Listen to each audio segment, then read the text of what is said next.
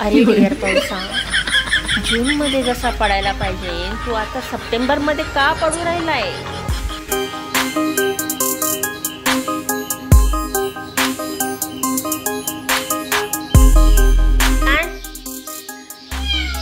हे आणि हे रात्र यांना दिवस होतो आणि दिवसा रात्र होते. मस्तपैकी पेंगून झोपलेले असतात दिवसभर आणि काहीतरी किंचित गूळ आणि थोडीशी चिंच.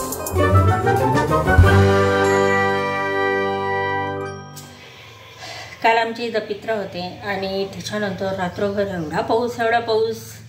तर आता जवळजवळ 2-4 ते जसं गवत काढलंय ना त्याच्यानंतर ते कामच काही झालेलं नाही आहे. पाऊस काही सुधरून देऊ नाही राहिलेला. आता किती दिवस पाऊस चालते काय माहिती. आता मग आता काय करणार आहे? आता मी रेसिपीज बनवते. आता ही भाजी मी तशी सांगितलेली आहे. कारल्याची भाजी कशी बनवायची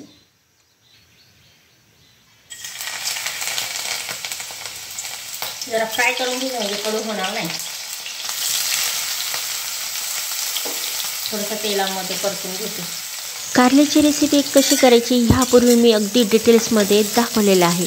पण त्यामध्ये मी काय करत होते, कांदा आणि टोमॅटो चिरून टाकत होते. पण त्याऐवजी मी आता थोडंसं अलग पद्धतीने करून राहिलेले आहे. ते म्हणजे काय, तर आता मी कांदा आणि टोमॅटो आहे ना, मी हे असं मिक्स काय म्हणतात दळून घेतलेलं आहे मिक्सरमधून. अशा पद्धतीने बनवणार आहे. आणि हे याच्यात खोबरं, लसूण आणि कोथिंबीरमुळे हिरवगार दिसत असं हे टाकणार आहे. आणि बाकीचं काय थोडासा काळा मसाला, लाल मसाला आणि हळद असणारच आहे. आणि काहीतरी किंचित गूळ आणि थोडीशी चिंच. चला आता हे झालं आहे छानपैकी भाजून आणि मी घेते भाजी करून.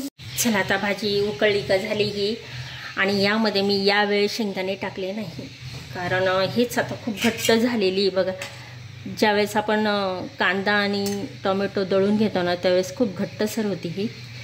तर काही गरजच नाही आता. तर आता चला अशा पद्धतीने झाली माझी ही भाजी. दुपारचे 3 वाजले आणि आता छानपैकी मस्त ऊन पडलं होतं. म्हटलं आता चला छान ऊन पडलेलं आहे. आता ही आपली जी बाकीची कामं आहे ती होतील.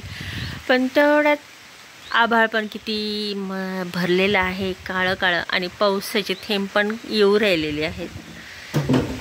आता हे असं वाराही सुटलेलं आहे.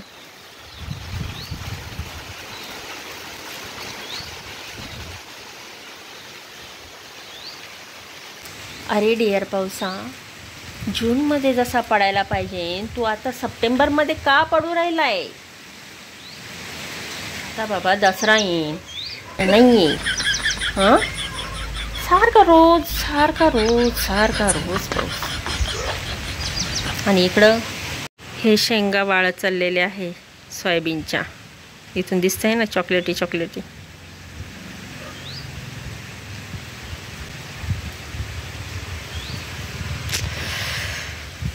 पण ते असं आहे की मग त्या बियांनी काय करावं, वाळावा की फुगावा असाही त्यांना प्रश्न पडलेला आहे. आमच्या पिल्लाला बाहेर जाता येत नाही. त्यांनी आईबरोबर हिंडावा का घरातच बसावा.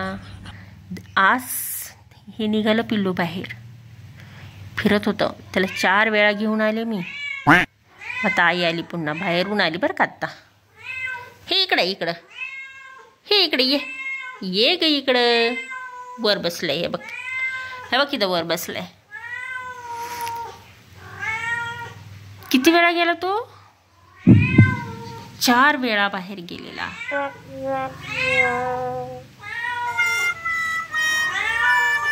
मस्त माझा बछाडच वाटतंय की नाही. आभाळ तर भरून आलंय भरपूर आणि वाजत आहे ते इथं नाही तर अगदी त्या तिकडं जे आहेत गावं त्या तिकडं वाजू राहिलेलं आहे. ढगं गरजत आहे. इकडं पण पडन. रात्री खूप पाऊस पडला, इतका पडला, मुसळधार होता. बराच वेळ पाऊस पडत होता. आणि आता येईन बहुतेक तिकडचं झाल्यावर. मग अशी सुरू झाला होता, पण काय झालं काय माहिती, लगेच 2-4 थेंब पडले आणि असं वातावरण छान आहे बाबा. आता उघड, आता आलाच शेवटी.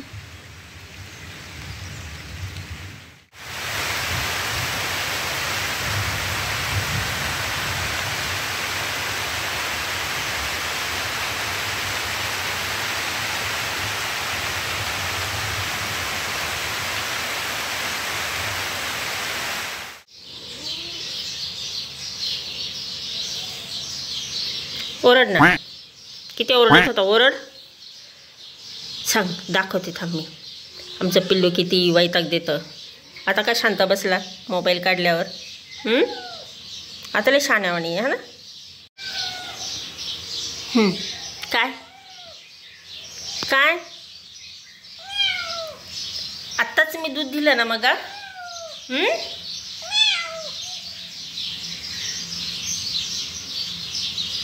बापरे, हे आणि हे रात्र यांना दिवस होतं आणि दिवसा रात्र होते. मस्तपैकी पेंगून झोपलेले असतात दिवसभर आणि रात्री आता हे खिडकीचं काढलं यांनी सगळं, म्हणजे खिडकीतून जात होते. आत्ता साफ केलं मी हे. चला, सकाळ झाली, चहा ठेवलाय मी. आज पाऊस नाही. वा वा वा, मस्त. आता ढग निवळले आहे, छान. चला, आता हे सर्व फरशावर पाणी टाकलेलं आहे, फक्त धुवून घेणार आहे. मी पावडर टाकलेली आहे, कारण हे जे पिल्लू आहेत ना, कुठे गेले पिल्लू? आत्ता इतक्यात होतं. तर हे पिल्लू काय करतं, कुठेही जागोजागी सू करून ठेवतं. आणि आता कसं आहे, तरी आणून ठेवलं होतं, तरी सगळी तजवीज केली होती, पण तरी आहे त्याचं ते आहेच आहे.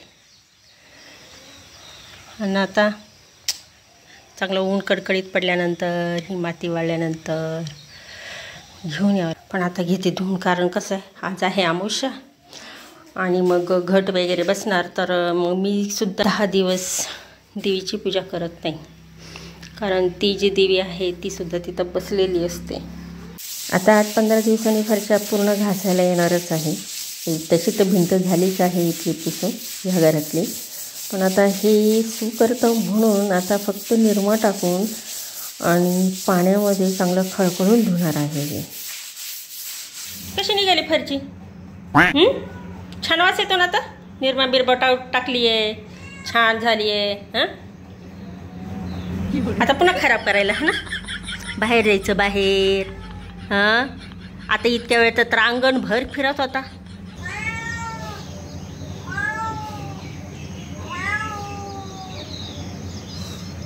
आणि घुले सारखे हे जे आहेत हे काटेरी सगळे घरात पळू राहिले. हे सगळे बाहेर काढले आत्ताच. सारखं ते घराकडं पळत आहे. हे इकडं गोळा करून सगळे बाहेर काढले, फेकले मी. पुन्हा येता येते. आता हे हिवाळ्यामध्ये आता हे असंच राहणार आहे. हे काय करतील, स्वतःभोवती आता जाळं तयार करून घेतील. अगं हे फेकायचं ना बाई, हिला वाटलं खायला काय पालच आहे. हे इकडं तिथे चालले असे वर वर.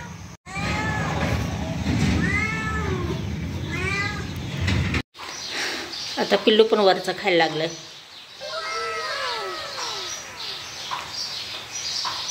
माऊला आता चिंता नाही का. चला, आता बाकीची सर्व कामं झालेली आहे. आता स्वयंपाकाकडे वळते. आता कोथिंबीर पहिले चिरून घेते आणि मी आज बनवणार आहे भरलेली काळ्या मसाल्याची वांग्याची रसाभाजी. आणि आता ते सर्व जे वांगी आहे ते 2 भागामध्ये कापून घेते, म्हणजे छान अशा फोडी बनवते. आणि त्यानंतर मग आता मसाला काढलेला आहे. मसाला कोणता आहे, कांदा मी भाजून घेतलेला आहे, त्याचबरोबर खोबरं आणि लसूण हे मिक्सरमधून वाटून घेतलेलं आहे. ते आता एका ताटामध्ये घेते. आता त्याच्यामध्ये मी मसाले ॲड करते.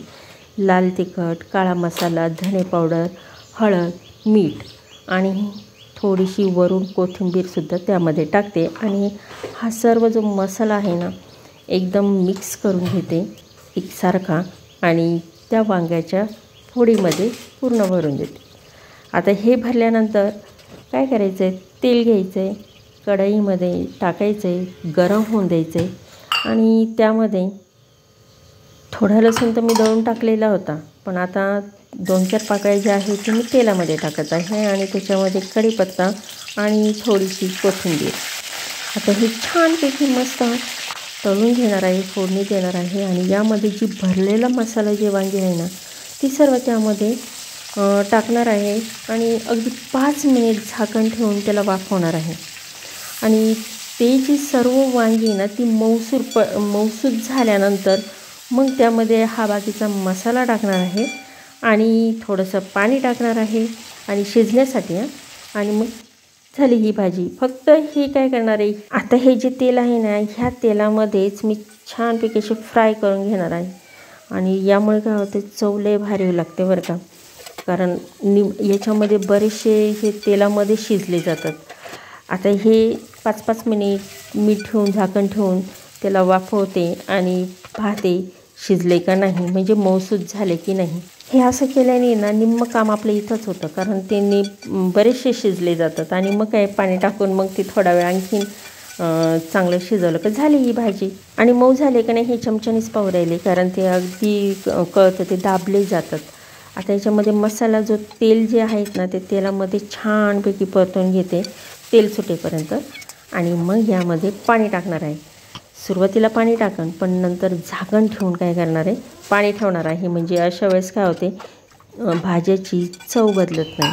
पूर्वीचे नव्हते का आपले आजी अशीच करायची, झाकण ठेवायची आणि त्यावर पाणी ठेवायची आणि मग जसं लागल तसं ते पाणी त्यामध्ये टाकायचं. आता याच्यावर कोथिंबीर लगेच मी टाकून देते, म्हणजे मग त्या कोथिंबीरीचा सुद्धा स्वाद त्या भाजीमध्ये उतरन. तर अशा पद्धतीने ही मी भरलेली काळ्या मसाल्याची वांग्याची भाजी ही आता मी बनवलेली आहे. आणि ही वांग्याची भाजी ज्वारीची भाकरी, बाजरीची भाकरी, चपाती, अगदी भाताबरोबर सुद्धा छान लागते, कारण हे आपण याच्यामध्ये रस्सा धरलेला आहे. तर अशा पद्धतीने सिंपल साधी टोमॅटो टाकून सुद्धा खूप छान होते. हा काय प्रकार आहे बरं, किती चिकट असतं. त्या दिवशी मी हेच टाकलं होतं बाहेर आणि इथं एकच नाही आहे तर 2 आहे. हे पहा, इथं एक चाललंय तर एक येऊ राहिलंय आणि त्यातल्या त्यात हे एक घरात येऊ राहिले. हे बघा, आणि बघा असं जाळं करून ठेवलं यांनी. आता हे सगळे असे ना वर जाऊन बसतील आणि एकमेकावर गुंडाळतील आणि असंच भिंतीला कडेला बसतील. आता हे पुन्हा काढावं लागतील. जेव्हा दिपाळीची साफसफाई होईल तेव्हा असे सगळे ठिकठिकाणी दिसतील. हे सगळे फुले काटेरी.